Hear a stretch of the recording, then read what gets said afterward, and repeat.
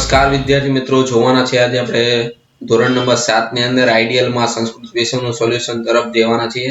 તો દરેક વિદ્યાર્થી નમ્ર વિનંતી છે કે જો ચેનલને તમે સબસ્ક્રાઇબ કરવાનું બાકી હોય તો ઝડપથી સબસ્ક્રાઇબ કરી દો અને અમારા વિડિયોને લાઈક આપવાનું બાકી હોય તો ઝડપથી લાઈક આપી દો। આજના આપણા સોલ્યુશનમાં આપણે આગળ વધીએ તો સંખ્યા ઉપરથી પાઠ નંબર 6 સંખ્યાનો આપણે સોલ્યુશન કરવાના છે।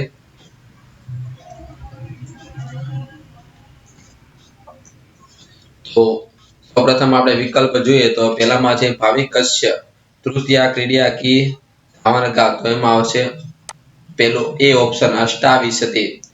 પછી બરોબર બીજાની અંદર આવશે રન એટલે કે બી।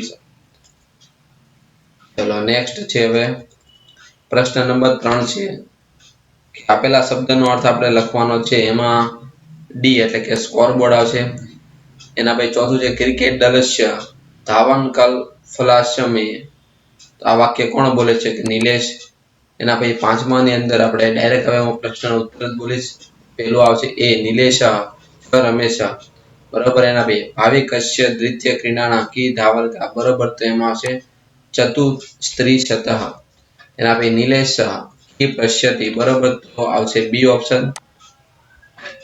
दलम शब्दનો ગુજરાતી અર્થ શું થાય છે કે ટુકડી। निरवश्य प्रथम क्रीडेना की धावनका तो एम आवशे बी प्रयस्यति सति। एना पछी निरवश्य तृतीया क्रिया का स्थिति बराबर। तो एम आवशे ए चत्वारिशत।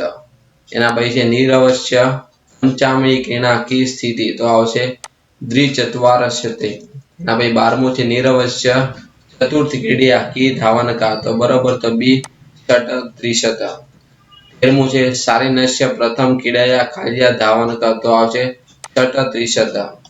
14मु छे शालिनस्य तृतीया क्रीडया की धावनका तो आवशे 16। सप्तविशंति એટલે શું બરાબર। તો 27। 25 ને આપણે કેવી રીતે લખાય તો કે પંચવિશંતિ। એના પછી ખરા ખોટામાં આપણે નીરવ ક્રિકેટનું સ્કોરબોર્ડ જોવે છે ખોટું છે। ભાવિકના પહેલા 10 માં 34 રન છે આપેલું વિધાન પણ ખોટું છે। चलो अंकમાં લખવાના છે બરાબર। તો વિદ્યાર્થીને નમ્ર વિનંતી છે કે આ પ્રશ્ન નંબર 3 નું સોલ્યુશન તમને આપેલું છે, તમારે આઈડિયલ ને તમે નોટ ડાઉન કરવાનું રહેશે।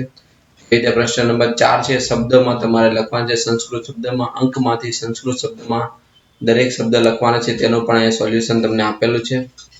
પ્રશ્ન નંબર 5 છે કોષમાં આપેલા 1 થી 5 અંકોનો વાક્યમાં વાપરવાનો છે બરાબર। આ કોઈ પણ આપણે વાક્યમાં ઉપયોગ કરવાનો છે। તો પહેલામાં છે એકમ, બીજામાં આવશે દ્રે,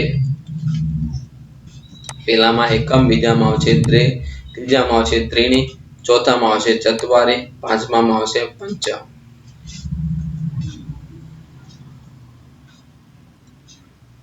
નેક્સ્ટ ચલો હવે આપણે ચેપ્ટર નંબર 7 નું સોલ્યુશન કરવાના છે। તો દરેક વિદ્યાર્થી ધ્યાન આપે। ચેપ્ટર નંબર 7 માં વિશ્વાસ નિર્વ કર્તવ્ય બરાબર। તેનું સોલ્યુશનમાં પહેલા આપણે એમસીક્યુ તરફ જઈએ। એમાં પહેલું છે અજા શિશુ કી વિસ્મૃતિ તો આવશે માર્ગમ। બીજું ક અજા શિશુ પશ્યતિ તો આવશે શૃંગાલમ। બીજું શૃંગાલમ કી ખાદિતુમ ગચ્છતિ તો આવશે સુકોલમ માસમ। બકરી ક્યાં રહે છે તો કે વનમાં। બકરી બહાર જતી વખતે કોને સલાહ આપે છે તો કે બચ્ચાને। શબ્દનો શું અર્થ થાય છે તો કે લુચ્ચો। અહમ ભવંતમ ન જાનાની કી વદતિ બરાબર। કોણ બોલે છે અજા શિશુ। એના પછી 8મું છે અહમ માતુ સમીપમ નિશ્યામી ક વદતિ શું બોલે છે કોણ બોલે છે શૃંગાલ।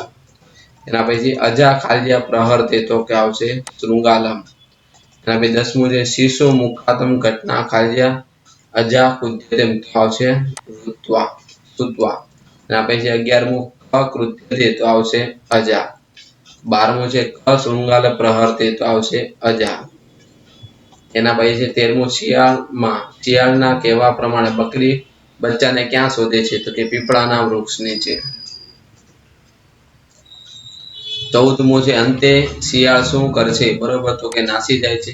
અજા શિશુ કેન સ ગચ્છતિ તો આવશે શૃંગાલે। ચલો ખાલી જગ્યા આપણે પૂર્ણ કરવાની છે।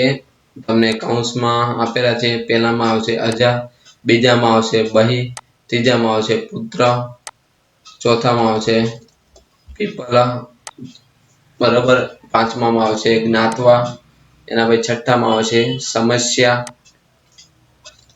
સાતમામાં આવશે અપરિચેતન, આઠમામાં આવશે કર્તવ્ય. ચલો એના પછી જે ખરા ખોટા છે બરાબર તે તમારે જાતે લખવાના છે. અહીંયાથી સોલ્યુશન તમને આપેલું છે, તે સોલ્યુશન તમારે આઈડિયલ પોથીમાં તમારે નોટ ડાઉન કરવાનું છે. દરેક વિદ્યાર્થી તેની નોંધ લે. ચલો એના પછી સાચા શબ્દ ઉપર આપણે ટીક માર્ક કરવાનો છે. એમાં પહેલું છે સ્વસ્ય, તે પોતાનું. બીજું છે શૃંગાલ એટલે કે શિયાળ. ત્રીજું છે બહિ એટલે કે બહાર. ચોથું છે યત એટલે કે જે.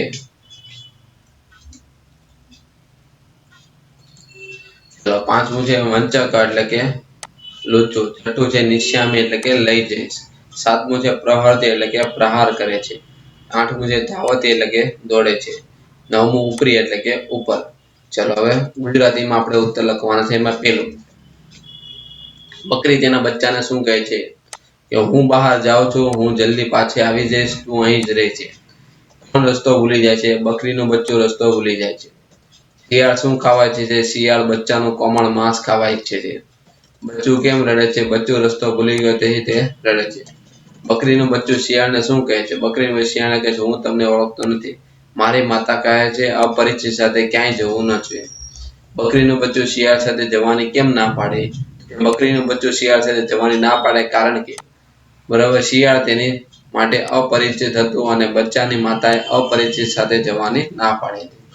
લુચ્ચું શિયાળ બકરીના બચ્ચાને શું કહે છે? એ કહે છે કે ત્યાં પીપળાના ઝાડ નીચે તારી માતા તને શોધે છે. શિયાળ કયા ઝાડની વાત કરી રહ્યા છે? તો કે પીપળાના ઝાડની વાત. બચ્ચાના મુખે ઘટના સાંભળી બકરી શું કહે છે? બચ્ચાના મુખે ઘટના સાંભળી બકરી ક્રોધે ભરાય છે અને શિયાળ ઉપર પ્રહાર કરે છે.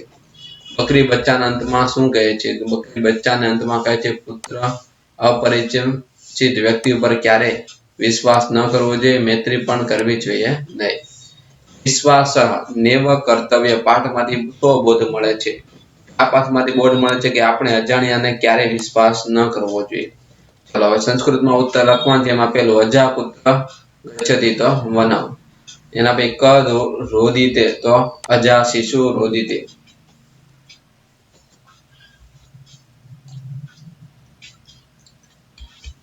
એના પછી ત્રીજો પ્રશ્ન તમને આપેલો છે શૃંગાલ અજા શિશુમ દૃષ્ટવા કિમ ઈચ્છતિ. તો શૃંગાલ અજા શિશુ દૃષ્ટવા સુકોલમ માસમ માસ ખાદિતુમ ઈચ્છતિ. બરોબર, જે કોમળ માસ છે તે ખાવા ઈચ્છતો હતો.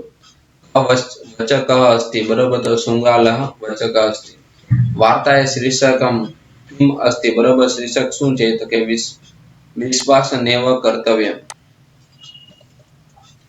સંસ્કૃત શબ્દ લખવાનું છે. એમાં પેલું લુચ્ચું તો વંચક, પીપળાનું વૃક્ષ તો પીપલ વૃક્ષ, બકરી તો અજા, તત એટલે કે શીઘ્રમ, અજાણ્યો તો અપરિચિત, દોડે છે તો ધાવતી, મારવું તો પ્રવૃત્તિ અને ભાગી જાય છે તો પલાયતી.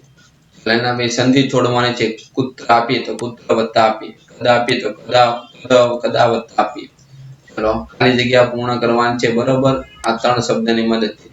પહેલામાં આવશે એકા, બીજામાં આવશે એકહ, સોરી પહેલા બંનેમાં એકહ એક, ત્રીજામાં આવશે એકા, ચોથામાં આવશે એકહ, પાંચમામાં આવશે એટલે એકમ.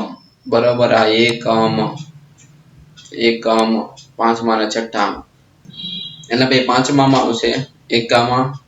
બરોબર, એના પછી ચલો ખાલી જગ્યા પૂર્ણ કરવાની છે. એમાં બાલહ રોટિકા ખાદિત્યુમ, બીજું છે છાત્ર પાઠમ પઠિતુમ, ત્રીજું છે શિક્ષમ કથા કથચિતુમ. એના પછી છે ચોથું છે ક્રીડા ક્રીડિતુમ, પાંચમું છે ચિત્રમ રચયિતુમ. ચલો નેક્સ્ટ હવે આપણે જોવાના છે આના પછીનું ચેપ્ટરનું સોલ્યુશન. તો તેના માટે ચેનલને તમે સબસ્ક્રાઇબ કરી દો જેથી તમને બધા જ વિડીયો લેક્ચર મળતા રહે છે. Thank you. જય હિન્દ, જય ભારત.